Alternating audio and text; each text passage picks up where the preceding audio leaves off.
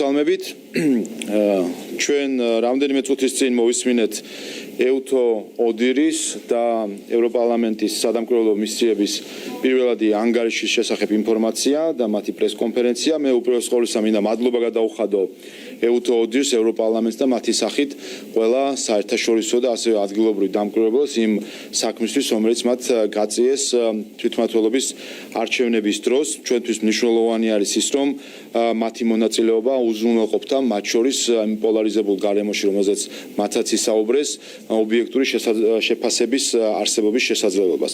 ჩვენ ვნახეთ, რომ EUTO ODIHR-ის, ისევე როგორც ევროპარლამენტარების დასკვნა იყო უაღრესად პოზიტიური, რაც შეეხება თვითმმართველობის არჩევნებს ზოგადად და განსაკუთრებით კი იმის მეორე ტურს. ჩვენ მოვისმინეთ მათი შეფასებები, რომ ეს იყო კარგად ადმინისტრირებული და კონკურენტულ გარემოში ჩატარებული არჩევნები, როდესაც კანდიდატებს შეეძლოთ თავისუფლად კამპანიის წარმოება და როდესაც თავად ადმინისტრირება იყო ძალიან გამართული, ვნახეთ მათ შორის შექების სიტყვები საარჩევნო ადმინისტრაციის და CESCO-ს მიმართ, ისევე როგორც რეფორმირებული კანონმდებლობის მიმართ. ხმის მიცემის პროცედურასთან დაკავშირებით იყო ძალიან პოზიტიური შეფასებები და დაცვასთან დაკავშირებით. ასევე მნიშვნელოვნად პოზიტიურად იქნა შეფასებული ის მექანიზმი, რომელიც საარჩევნო რეფორმის შედეგად შემოღებული იქნა ხელახალი დათვლისა და აღინიშნა, რომ ამან და განსაკუთრებით იმ გარემოებამ, რომ ხელახალმა დათვლამ და გადათვლამ უბნებისა და თქვენ იცით, რომ უბნების 22% საბოლოო ჯამში იქნა გადათვლილი დაადასტურა არჩევნების შედეგები, ეს აქედან გამომდინარე იყო ძალიან პოზიტიური მექანიზმი. ასევე ხაზი გაისვა სიების გამართულებას და ასევე თავად ცენტრალური საარჩევნო კომისიის პროფესიონალიზმს. მნიშვნელოვანი ასევე ის ნეგატიური საკითხები, რაზეც იქნა საუბარი, კერძოდ ჩვენმა პარტნიორებმაც აღნიშნეს პოლარიზაციის პრობლემატიკა, რომელზეც ჩვენ დიდი ხანია ვსაუბრობთ, რომ ეს პოლარიზაცია სამწუხაროდ ავნებს ქართულ დემოკრატიას და მნიშვნელოვანი არის, რომ ეს პოლარიზაციის ხარისხი შემცირდეს. ნეგატიური რიტორიკა, რომელთაც გამოირჩეოდნენ ამ შემთხვევაში განსაკუთრებით ოპოზიციის წარმომადგენლები. საუბარი იყო ასევე ორ მნიშვნელოვან საკითხს, რომელზეც ჩვენ ასევე ვსაუბრობთ. ერთი ეს არის და ჩვენ გქონდა ამაზე გახსოვთ კვლევაც და პრეზენტაციაც, რომ დამკვირვებლების დიდი რაოდენობა იყო პირდაპირ მიკერძოებული და წარმოადგენდა ოპოზიციურ პარტიებს. იცით, რომ 30,000 დამკვირვებელიდან პირდაპირ იდენტიფიცირება გავაკეთეთ და დაახლოებით 8,000 დამკვირვებელი წარმოადგენდა იმ 20-ზე მეტ ორგანიზაციას ადგილობრივს, რომელიც პირდაპირ დაკავშირებული იყო ნაციონალურ მოძრაობასთან. გახსოვთ თქვენ პლატფორმა 2020, ორგანიზაცია სირცხვილია და ასე შემდეგ, რომელიც პირდაპირ დაკავშირებული არიან ნაციონალურ მოძრაობასთან და ამასაც ხაზი გაუსმა EUTO ODIHR-მა და ესეც სამწუხაროდ ჩვენი არასამთავრობო სექტორის თვის არ არის თლად კარგი, როდესაც EUTO ODIHR-ის ანგარიში ხდება ასახვა ასეთი საკითხის, რომ დამკვირვებლები იქცეოდნენ როგორც პარტიის წარმომადგენლები და ვფიქრობ, რომ არასამთავრობო სექტორმა ამ საკითხზე შიგნით უნდა იმუშაოს.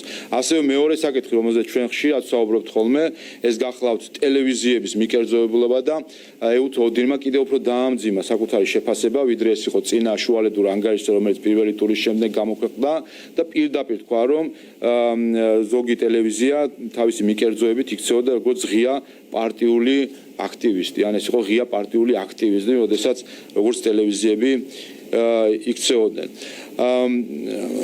ასევე მნიშვნელოვანი არის, რომ აქედან გამომდინარე მნიშვნელოვანი არის, რომ ამ არჩევნების შემდეგ ჩვენ რა თქმა უნდა შევხედოთ ჩვენი ქვეყნის დემოკრატიულ განვითარებას, კიდევ უფრო დემოკრატიულ განვითარებას ყველა მის ასპექტში. ეს შეეხება როგორც საარჩევნო სისტემას, ისევე შეეხება მედიას, ისევე შეეხება არასამთავრობო სექტორს, ასე რომ ყველამ უნდა ყურადღებით მიიღოს ეს ანგარიში და შესაბამისი დასკვნები გამოიტანოს. მნიშვნელოვანი არის ერთი გარემოება, რომ ობიექტური საერთაშორისო დამკვირვებლების მოსაზრების გაცნობამდე ნაციონალურ მოძრაობამ 1 საათით ადრე დაანონსა, რომ ისინი აპირებენ კვლავ აქციების მოწყობას. ესეც აჩვენებს კიდევ ერთხელ სწორედ იმას, რაზეც EUTO ODIHR-იც საუბრობს, რომ ეს პოლარიზაცია მიუღებლობა სხვისი აზრის და ზოგადად ობიექტური ჭეშმარიტებების აღიარების შეუძლებლობა, რომელიც ახასიათებს ნაციონალურ მოძრაობას, ვნებს საერთო ჯამში ჯანსაღ პოლიტიკურ პროცესს და კიდევ ერთხელ არც კი დაელოდნენ სადამკვირვებლო მისიების შეფასებას თავისი აღქმებით, თავისი დამოკიდებულებებით, თავისი სურვილებით ხელმძღვანელობენ და დაანონსეს დღეს აქცია. ეს არის საერთო ჯამში ჩვენი ხედვა, კიდევ ერთხელ მადლობა მინდა გადაუხადო საერთაშორისო სადამკვირვებლო მისიებს, მათი პოზიტიური შეფასებისთვის, რომელიც შეეხება არჩევნებს ზოგადად და განსაკუთრებით არჩევნების მეორე ტურს. ამ მანდატით გაძლიერებული თქვენ ნახეთ, რომ ჩვენი შედეგები არის უაღრესად კარგი, საქართველოს ოცნებამ დამაჯერებლად გაიმარჯვა 64-დან 63 მუნიციპალიტეტში, ერთი წლის განმავლობაში ჩვენ უკვე მესამედ მივიღეთ ხალხისგან ნდობის მანდატი, ჩვენ მოვიგეთ საპარლამენტო და თვითმმართველობის არჩევნები, ჩვენ მოვიგეთ ოპოზიციის მიერ გამოცხადებული რეფერენდუმი და ასევე თვითმმართველობის მეორე ტურის ღირებულებითი არჩევანი. ჩვენმა საზოგადოებამ უყურა იმ ერთწლიან ხელოვნურ დაძაბულობას, რომელიც ოპოზიცია ქმნიდა, შეაფასა მათი და ჩვენი ქმედებები და გამოიტანა თავისი ვერდიქტი. ამ ნდობას ჩვენ ვიღებთ როგორც ცენტრალურ და ადგილობრივ დონეზე ჩვენს მიერ განხორციელებული პოლიტიკის მოწონებას და წინასაარჩევნო წარდგენილი ჩვენი პროგრამების განხორციელების მანდატს. საზოგადოებამ გააკეთა მკაფიო არჩევანი და ეს არჩევანი ყველამ უნდა მიიღოს. მადლობა.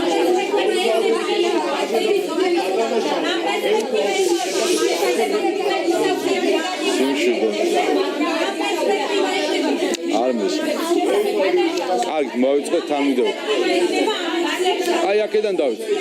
აი კაბათ. ყველგან, ყველას გიპასუხ. თქვენ გისმენთ ერთსა. თანმიმდევრობით გისმენთ თქვენ. თქვენ გაამახვილეთ ყურადღება ასევე ნეგატიურ ასპექტებზეც, თუმცა არ ვისაუბრეთ იმაზე, რაც მოვისმინეთ ჩვენ ერთგულისგან, მაგალითად, საარჩევნო პროცესში გამოვლენილ დაშინებაზე, ძალადობაზე და საუბარი არის, რომ ეს ყველაფერი ხდებოდა ოპოზიციის მისამართით. თქვენ ამაზე არ გისაუბრეთ. როგორ აფასებთ ამას და ასევე ვენეციის კომისიის რეკომენდაციების დარღვევაზეც იყო იქ საუბარი აღსრულებაზე. კიდევ ერთხელ, რაც შეეხება ნეგატიურ ასპექტებს და სწორედ ამაზე საუბრობდა ეუთოდრი მათ შორის მედიასთან მიმართებით, როცა პოლიტიკურ აქტივიზმზე საუბრობს. თქვენი კითხვაც სწორედ ასეთი პოლიტიკური აქტივიზმით არის განსჭვალული. რა თქმა უნდა, ისინი პასუხობ. აი, პასუხობ. არა. არ მოგუსმენთ. აი, პასუხობ. დიახ, პასუხობთ. პასუხობთ, ჩემი პასუხი გაინტერესებთ. ეუთო ოდირის წარმომადგენლები მათ შორის პრესკონფერენციაზეც ხაზი გაუსვეს. ისინი საუბრობენ ბრალდებებზე, რომელიც ისმის დაშინებასთან დაკავშირებით, შევიწროებასთან დაკავშირებით და ასე შემდეგ. ისინი არ საუბრობენ ფაქტებზე, ისინი არ საუბრობენ რომ რაღაც ასე იყო თუ არ იყო, ისინი საუბრობენ რომ ამ ბრალდებებმა, რომელიც ისმოდა, გარკვეული ნეგატიური ეფექტი იქონია წინასაარჩევნო პერიოდში. ეს ერთი და ეს არის მნიშვნელოვანი, რომ მათ სპეციალურად ხაზიც კი გაუსვეს ამ პრესკონფერენციაზე, ვინაიდან ხშირად ხდება ხოლმე მათი დასკვნების ისინი ინტერპრეტირებენ თითოს ეუთოდი ამტკიცებს რაღაც ფაქტებს და მათ ხაზი გაუსვეს. ისინი ფაქტებს არ ამტკიცებენ, ისინი ამბობენ რომ არსებობს ეს ბრალდებები და თავად ეს ბრალდებების არსებობაც რა თქმა უნდა არის ნეგატიური გარემო. სხვათა შორის, თქვენ თუ შეხედავთ ეუთოდირის შუალედურ დასკვნას პირველი ტურის შემდეგ და ამ მეორე ტურის შემდეგ ნახავთ რომ მათ დასკვნაში აღარ არის საუბარი განსხვავებით პირველი ტურის დასკვნის და აღარ არის საუბარი ბრალდებებზე, რომელიც შეეხება ამორჩევლის მოსყიდვას. ასე რომ ამ კუთხით შემსუბუქებული არის დასკვნა.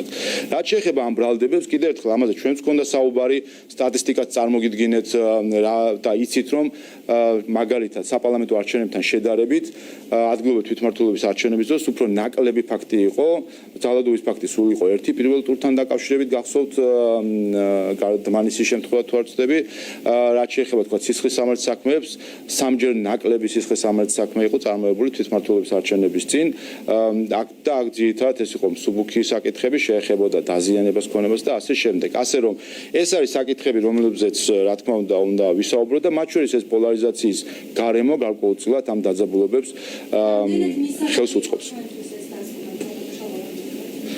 აქ მისაღებობაზე არ არის საუბარი, ეს არის სადამკვირვებლო მისიის დასკვნა, რომელიც ჩვენ უნდა მივიღოთ ისეთი როგორიც არის, ხომ? ჩვენ ფიქრობთ რომ ის რაც ასახული არის იქ და განსაკუთრებით ჩვენ მე პირადად ასევე მოხარული ვარ, რომ დადებითად შეაფასეს საარჩევნო რეფორმის პროცესი და ასევე დადებითად შეაფასეს და ხაზი მინდა გაუსვა საარჩევნო ადმინისტრაციის მუშაობა, მათ შორის ცესკოს მუშაობა და მათ შორის ცესკოს თავმჯდომარის და იმ ორი წევრის, რომლის არჩევაც მოხდა და გახსოვთ, რომ ამ პროცესს თავის დროზე გაემიჯნა ოპოზიცია, გაემიჯნა არასამთავრობო სექტორი და კიდევ ერთხელ მე ვიმედოვნებ, რომ ახლა უკვე მას შემდეგ რაც ეს არჩევნები დასრულდა, ჩვენი ოპონენტები, ისევე არასამთავრობო სექტორი გადახედავს კიდევ ერთხელ საკუთარ პოზიციას ამ ადამიანებთან დაკავშირებით, რომლებიც ცესკოში იქნენ არჩეული და ყოველ შემთხვევაში მოახდენს რევიზიას საკუთარი პოზიციების.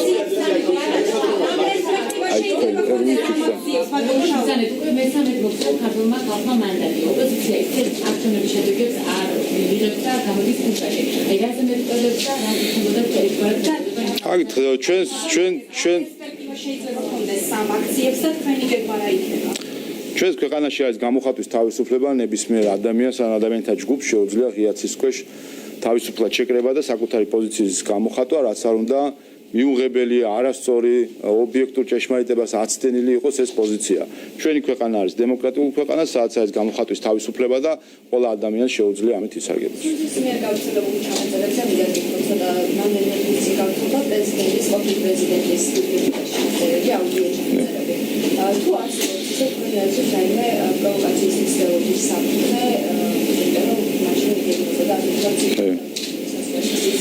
თავისთავად არის და ამას ვაკვირდებით ჩვენ ეს დღეების ვაკვირდებოდით, სხვათა შორის საინტერესო არის, რომ იქ ფიგურანტებმა დაადასტურეს, როგორც ჩანს, ყოველ შემთხვევაში არ უარყვეს საკუთარი მონაწილეობა ასეთ სახის საუბრებში. ზოგი ამას ღიათაც საუბრობს პრინციპში და არც მალავს და მათ შორის ჩვენ გუშინდილის შემდეგ გვესმის პირდაპირ მოწოდებები ძალადობისკენ, როგორც ჩანს, ჯერჯერობით პოლიტიკური მოწოდებების სახით არის ეს. კიდევ ერთხელ ორი რამე არის მნიშვნელოვანი. ერთი, ჩვენს ქვეყანაში არის გამოხატვის თავისუფლება და ამ გამოხატვის თავისუფლების ჩარჩოში ყველა შეუძლია საკუთარი მოსაზრება გამოხატოს და მეორე, ჩვენს ქვეყანაში მოქმედებს სისხლისამართლის კოდექსი და რა თქმა უნდა, თუ კი რაიმე ქმედება გადავა ზღვარს თავისუფლებისა და გადავა უკვე დანაშაულის სივრცეში, აქაც ხედავთ, რომ ჩვენი ხელისუფლება საკმაოდ კაფიოდ და სწრაფად რეაგირებს. მიხეილ სააკაშვილის კონცერტის დღეაც ყოფება სტუდენტთა დასწრებულებაში, ამ დრომდე არცერთი საქმე არ ჩაიშინა და თქვენი არჩევნების შემდგომი გეგმება საქმე. ვერ გეტყვით, ეს გახლავთ. ხდება ეს ხო არ არის საკმაოდ და დასული მართლა უკვე რამდენი წინ გამოვიდა საქმეზე და რა საქმეზე უნდა ჩანიშნულიყო სასამართლო პროცესი. რასაც ედავებიან ორი საქმე. ორ საქმეზე არსებობს ხო.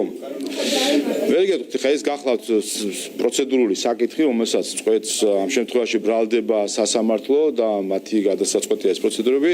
უბრალოდ ამ სხვათა შორის მნიშვნელოვანი არის ერთი რამე. ამ საკითხის წარმოჩენაც ხდებოდა და ხდება იმ პერსპექტივით, თითქოს ამით რაიმე უფლება ირღვევა მიხეილ სააკაშვილის. ხომ ესე ხდება წარმოჩენა, რომ რაღაც არ ეძლევა შესაძლებლობას სასამართლოს წინაშე წარდგომს.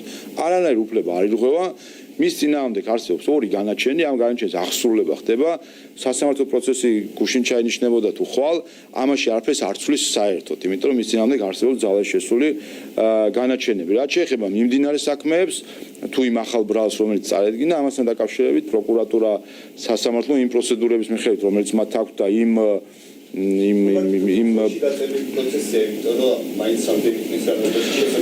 სად უნდა გაიწევოს კიდევ ერთხელ მიხეილ სააკაშვილს, მის ჭრილი აქვს 3 და 6 წელი, მას 6 წელი ისედაც უწევს სასჯელი აღსრულების დაწესებულებაში ყოფნა, ხა ამდენი ხანი რა თქმა უნდა არ გაიწელება, ხო?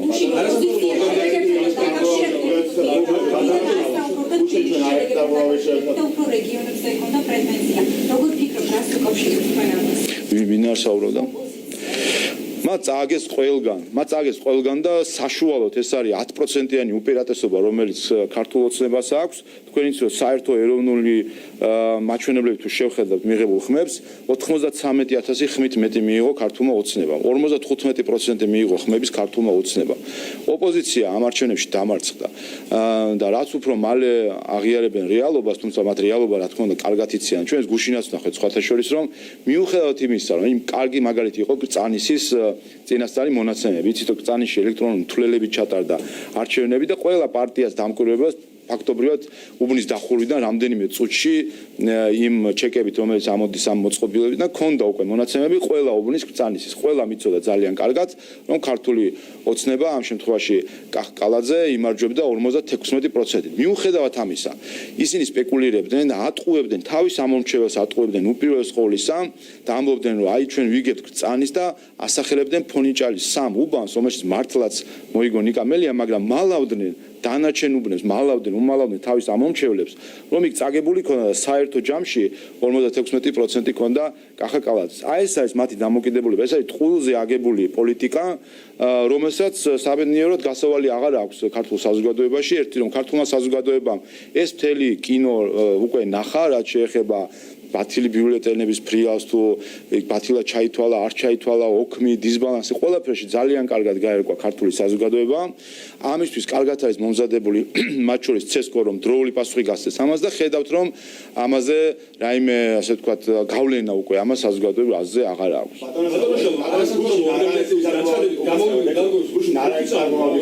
აი და მე თქვენ. არაერთ დარღვევით უბნებზე, იყო ფიზიკური და სიტუაციური შევაცვლების ჟურნალისტების მიმართ, ფიზიკური ანგარიშწორება ძველი ბიჭები ამორჩეულზე ზეწოლა, ამ ყველაფრის ფონზე რამდენად ლეგიტიმურია შედეგი, რომელიც CESCO-მ გამოვაკება. არაფერი ბევრი არ გვიხილია სხვათა შორის. ჩვენ ძალიან როს ნახავთ დამესმის. აი სწორედ მასწორით თქვენ ახსენეთ ვერ ნახეთ ბერი. კერძოდ, ჩვენ თუ ობიექტურად შევხედოთ, თქვენ იცით, რომ ჩვენ ავსახავდით ინციდენტებს, რომლებიც ხდებოდა და ჯამში საბოლოო სტატისტიკა არ მინდა, მაგრამ მაქსიმუმი რომ ვიანგარიშოთ 1800 უბნიდან, სადაც სტარდებოდა მეორე ტური, ალბათ დაახლოებით მაქსიმუმ 20 უბანზე დაფიქსირდა სხვადასხვა სახის ინციდენტი ასეთი, რომელიც ძირითადად არ გაცდენია სიტყვიერ შელაპარაკებას, სადაც იყო თქვა ძალადობის ცდილობა, იცით რომ თქვა ზუგდიდში დაკავებაც მოხდა. მათ შორის ჟურნალისტებზე შეიძლება იყო რაღაც ზემოქმედება. კიდევ ერთხელ, ჩვენ რასაც ხედავდით გუშინ, ეს იყო 20 უბნის წარმოჩენა ისე და ზოგადად რაღაც აყალმაყალის შექმნა და ისე წარმოჩენა თითქოს რაღაც კატასტროფა ხდებოდა და ინგრეოდა მათ შორის თქვენი არხი არ ვიცი, მაგრამ ზოგადად რამდენიმე არხს რომელსაც ვაკვირდებოდით, ხედავდით იქ რომ კურიოზული სიტუაციებიც კი იყო, ხა ადამიანს მიადგებოდნენ, ხარას ეკითხებოდნენ ხანრას და უბრალოდ წარმოჩენა ხდებოდა ამის როგორც აურზაური, აბნეულობა და ასე შემდეგ. სინამდვილეში ნახეთ თქვენ რა წერია ეუთო ოდირის დასკვნაში, ნახეთ თქვენ რა არის ობიექტური რეალობა და ამას შეხედეთ, იმიტომ სწორედ ეს წერია. ეს წერია, იცით რა წერია?